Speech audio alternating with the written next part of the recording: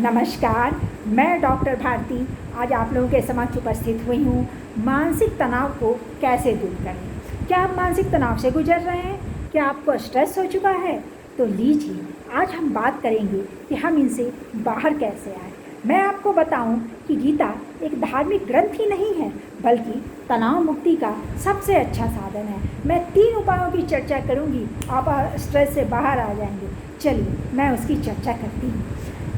मैं आपको कुरुक्षेत्र के मैदान में ले चलती हूँ और वहाँ की दृश्यों की चर्चा करती हूँ कि अर्जुन कुरुक्षेत्र के मैदान में पहुँचते हैं और अपना गांडीव रख देते हैं।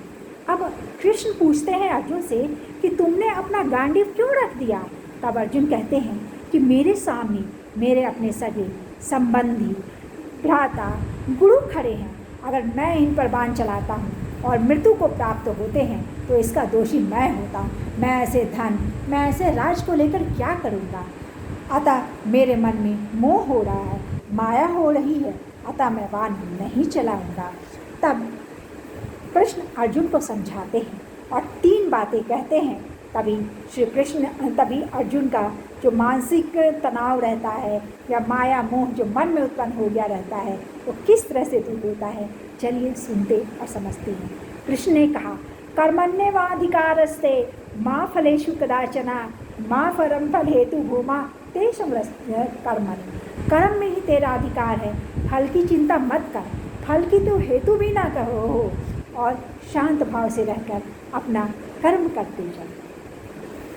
इस संबंध में कुछ लोगों ने कहा कि अगर हम फल की चिंता ना करें तो फिर कर्म कैसे होगा। तो इसमें श्री कृष्ण कहते हैं, न्यासम संन्यासम कवयो विदुः। हमको संन्यास नहीं लेना है, बल्कि फल की चिंता को छोड़ करके अनासक्त भाव हो करके हमें कर्म करना है और अपने कर्मों का फल ईश्वर पर छोड़ देना है। अतः उस स्थिति में जो भी हमें फल मिलता है, चाहे वो जो हम चाहते हैं उसके अनुकूल हो या विपरीत हो, उसका परिणाम ईश्वर के ऊपर छोड़ देना चाहिए। अतः उस स्थिति में हम समत्व भाव को प्राप्त करते हैं और निश्चित रूप से क्या होता है कि हम स्ट्रेस के यानी कि तनाव से मुक्त रहते हैं। तो कहा जाता है समत्व योग उच्यते। कहा गया योगस्था कुरु कर्मणि संगम त्वक्ता धनंजयम सिद्धियो समो भूत्वा समत्व योग उच्यते। कहने का मतलब, हे धनंजय, तुम योग में स्थित होकर आसक्ति का त्याग कर कर्म करो। सफलता और असफलता तो कहते हैं ना कि सफलता और असफलता जो है वो जो भी है आती है मिलती है जीवन में, उसको समभाव के रूप में लो। यही समत्व योग है, यानी कि जीवन में जो भी परिस्थितियाँ हैं, हम सफल हों असफल हो, उसको समान रूप से लेना चाहिए।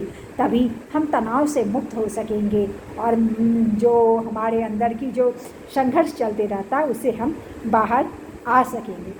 इसके बाद कहा गया, जो व्यक्ति ये समझ लेता है कि हमारे अंदर की जो आत्मा है अजर अमर अविनाशी है, उसे कभी दुख नहीं होता, मृत्यु का कोई भय नहीं होता, शरीर जाने का कोई भय नहीं होता और तनाव से हमेशा हमेशा के लिए दूर रहता है।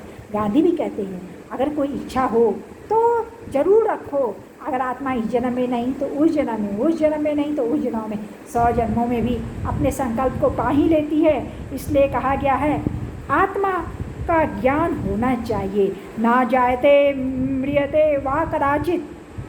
जब हम जान लेते हैं कि आत्मा अमर है तो भय और नाश की हम दूर हो जाते हैं, चिंता से स्वतः ही हम दूर हो जाते हैं। कहते हैं ना, नयनम छिन्ति शस्त्राणि नयनम दहति पावका ना चैनम क्लेन्दो तापो ना शोषयति मारता। आत्मा अजर अमर अविनाशी है, अतः आत्मा का नाश कभी नहीं हो सकता है। इस बात को समझ लेने से भय और चिंता सबसे हम दूर हो जाते हैं। अतः गीता को अपनाएं, उसमें बताए गए श्लोकों को पढ़ें, उसको अपने जीवन में उतारें।